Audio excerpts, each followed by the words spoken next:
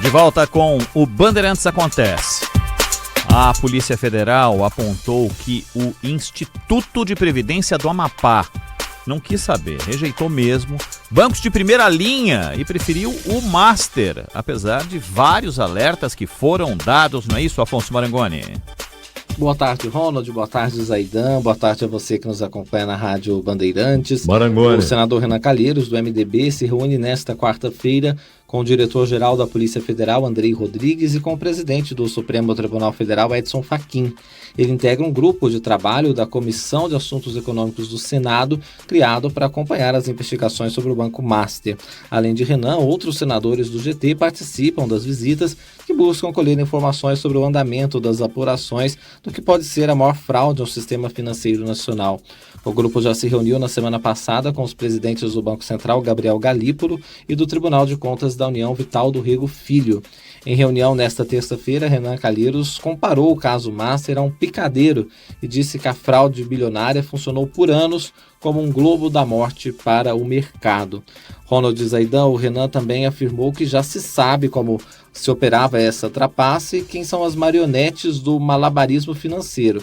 Mas ele falou que agora é preciso avançar até conhecer a identidade dos que viabilizaram as fraudes. O grupo de trabalho aprovou convites para ouvir, ainda sem data definida, o dono do Master, Daniel Vorcaro, e o ex-sócio do banco, Augusto Lima. O colegiado também aprovou, deu aval aí para convidar o ex-presidente do BRB, Paulo Henrique Costa, e o presidente interino da Comissão de Valores Imobiliários, Otto Lobo. Também foram chamados o diretor-geral da PF, os presidentes do TCU e do BC, além de outros nomes. É um caso importante que a gente vai seguir acompanhando aqui da capital federal. Um abraço. O que chama a atenção nas notícias que envolvem o caso Master, Zaidan, é que em quase todas as situações de falcatrua houve um alerta prévio.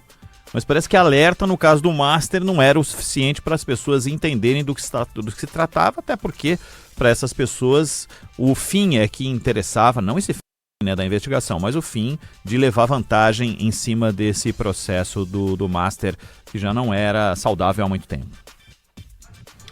E esse caso do Amapá é muito parecido com os demais, porque sempre o argumento para vencer a resistência dos técnicos, isso foi na Amprev, isso foi no Rio de Janeiro, em vários municípios, o argumento sempre foi: não, mas eles pagam mais, o rendimento é maior.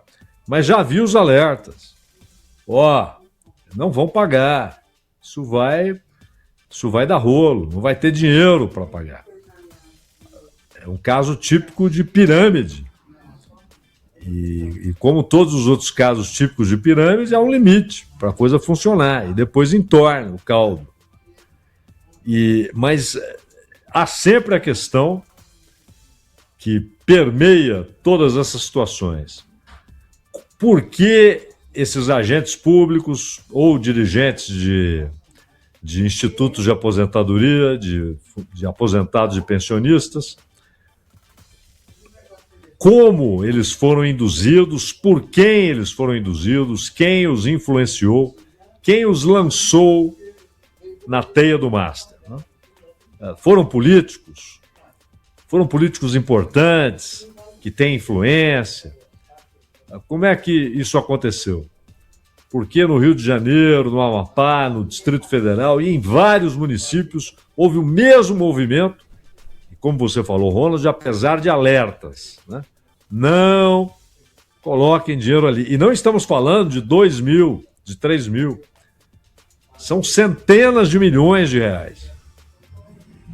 E é um problema social, porque esses aposentados e pensionistas não são beneficiados, né, pelo socorro do Fundo Garantidor de Crédito.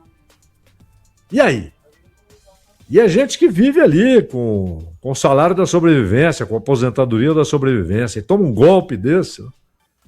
Mas, além de todas essas operações e toda a gente diretamente envolvida nas operações, tanto no banco quanto nos governos municipais e estaduais, é preciso saber se houve influência política, né? Se gente com poder, com prestígio, levou esses institutos estaduais e municipais a essa aventura, né, Ronald? É, aventura, para dizer o mínimo, né? Aventura, mas com absoluta consciência do que estava por vir, né? Pelo menos por parte daqueles que faziam parte da cúpula de tomada de decisão.